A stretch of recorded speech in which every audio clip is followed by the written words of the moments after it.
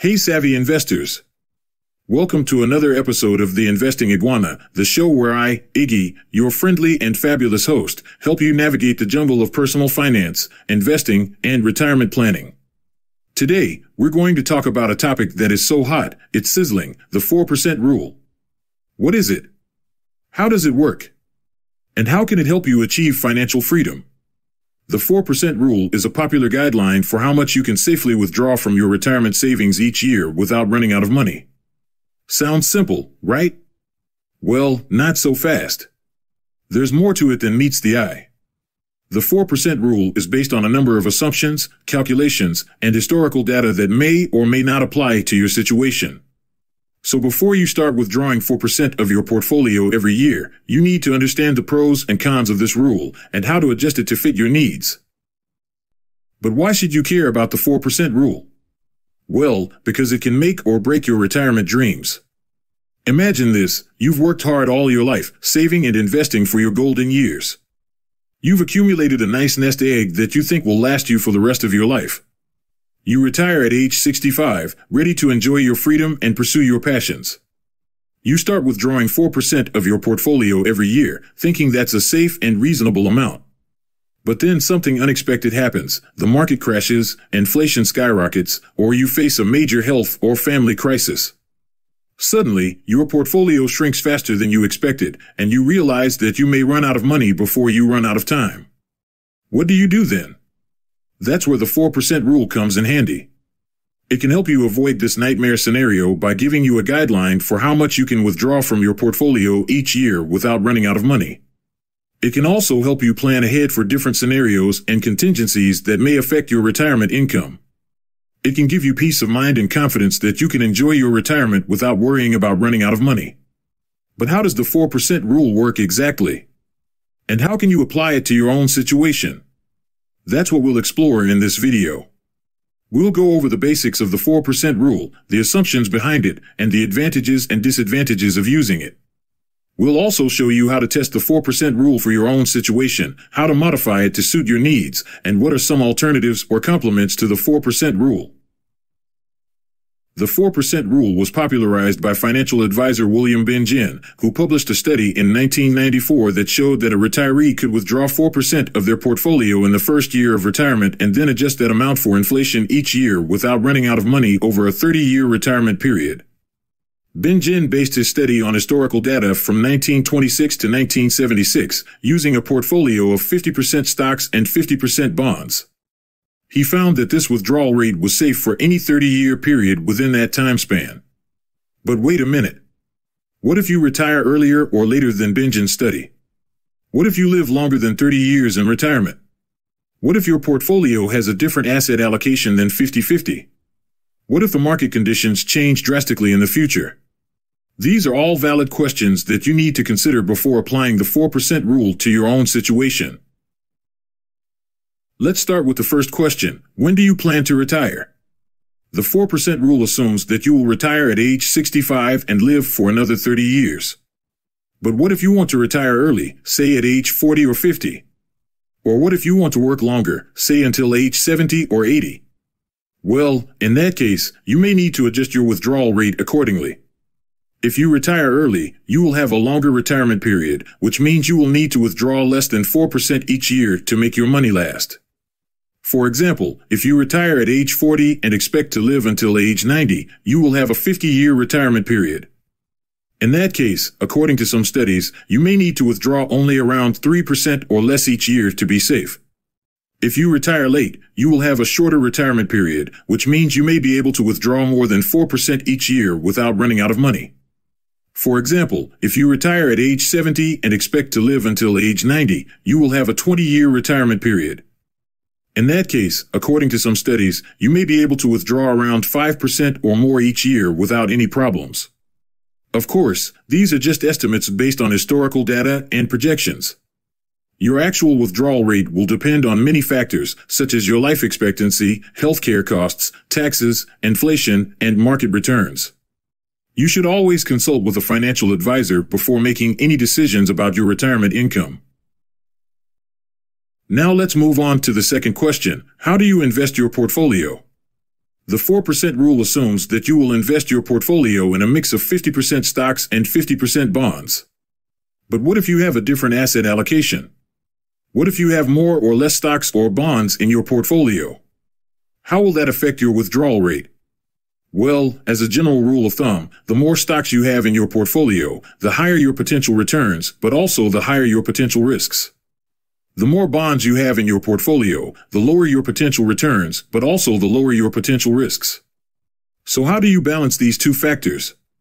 One way is to use a dynamic asset allocation strategy that adjusts your portfolio based on your age and risk tolerance. For example, one common strategy is to subtract your age from 100 and use that number as the percentage of stocks in your portfolio. So if you are 40 years old, you would have 60% stocks and 40% bonds in your portfolio. If you are 60 years old, you would have 40% stocks and 60% bonds in your portfolio.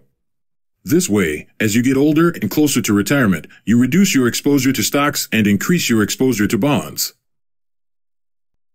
Another way is to use a target date fund that automatically adjusts your asset allocation based on your expected retirement date. For example, if you plan to retire in 2030, you can invest in a target date fund that has 2030 as its target date. This fund will start with a higher percentage of stocks and gradually shift to a higher percentage of bonds as it approaches 2030. This way, you don't have to worry about rebalancing your portfolio yourself. However, no matter what asset allocation strategy you use, you need to remember that the 4% rule is based on an average return of 7% per year for your portfolio. If your portfolio earns less than 7% per year, you may need to withdraw less than 4% each year to avoid running out of money. If your portfolio earns more than 7% per year, you may be able to withdraw more than 4% each year. But how do you know what your portfolio will earn in the future? Well, you don't. You can only make educated guesses based on historical data and future expectations. But you should always be prepared for the worst-case scenario and have a contingency plan in case your portfolio underperforms or the market crashes.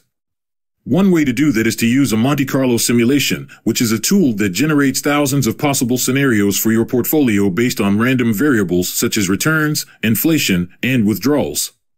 You can use a Monte Carlo simulation to test how likely your portfolio will survive different withdrawal rates and market conditions over time. You can find many online calculators that offer Monte Carlo simulations for free or for a fee.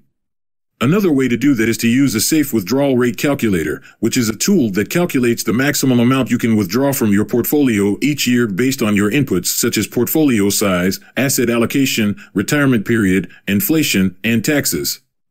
You can use a safe withdrawal rate calculator to find out how much you can safely withdraw from your portfolio without running out of money.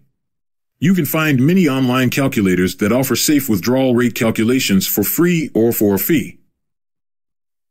Finally, let's address the third question. What are your expenses? The 4% rule assumes that you will withdraw the same amount of money each year in real terms, meaning that you will adjust your withdrawals for inflation each year. But what if your expenses vary from year to year? What if you have some big expenses in some years and some small expenses in other years? How will that affect your withdrawal rate? Well, the answer is simple. If your expenses are higher than your withdrawals, you will run out of money sooner. If your expenses are lower than your withdrawals, you will have money left over at the end of your retirement. So how do you manage your expenses? One way is to create a budget and track your expenses so that you can see where your money is going and how much you are spending. You can use a spreadsheet or an app to help you with this task. You should also review your budget regularly and make adjustments as needed. Another way is to reduce your expenses as much as possible so that you can live below your means and save more money for retirement. You can do this by cutting down on unnecessary spending, such as eating out, shopping, entertainment, and travel. You can also do this by increasing your income, such as working part-time, starting a side hustle, or selling some of your stuff. By reducing your expenses, you will not only save more money for retirement, but also lower your withdrawal rate. For example, if you have a $1 million portfolio and spend $40,000 per year, you will have a 4% withdrawal rate. But if you reduce your spending to $30,000 per year, you will have a 3% withdrawal rate. That means you will need less money to retire and have a higher chance of making your money last. So there you have it, the 4% rule explained in a nutshell. The 4% rule is a popular guideline for how much you can safely withdraw from your retirement savings each year without running out of money. But it is not a one-size-fits-all solution. You need to consider many factors before applying the 4% rule to your own situation, such as when you plan to retire, how you invest your portfolio, and what are your expenses. The 4% rule is just a starting point. Your actual withdrawal rate will depend on your personal circumstances and preferences. You should work with a financial advisor to develop a withdrawal strategy that is right for you. I hope this video has helped you understand the 4% rule better and how it can help you achieve financial freedom. If you enjoyed this video, please give it a thumbs up and share it with your friends. And don't forget to subscribe to my channel and hit the bell icon so that you don't miss any of my future videos. Well folks, that's a wrap. If this video tickled your finance bone and left you richer in knowledge, go on and hit that like button with the same vigor you'd use to grab a discounted item off a store shelf. It's the secret handshake that tells us you enjoyed the journey. And hey, it's a free way to vote for more finance-savvy content. While you're here, why not subscribe and become a member of the Iguana Club? We promise no initiation rituals or secret handshakes, just solid financial wisdom delivered straight to your screen. It's like having a money mentor in your pocket. Oh, and believe me, we're just getting warmed up. We've got a goldmine of finance wizardry coming your way. Ever wondered about the nitty-gritty of investment strategies? Or perhaps how to tame the beast called the stock market? Well, consider us your financial GPS. You are part of the Investing Iguana family now. And every like, share, and subscribe is like a high five that keeps us going. It's like caffeine for our creativity, and we sure do love our coffee. So, thanks for sticking around.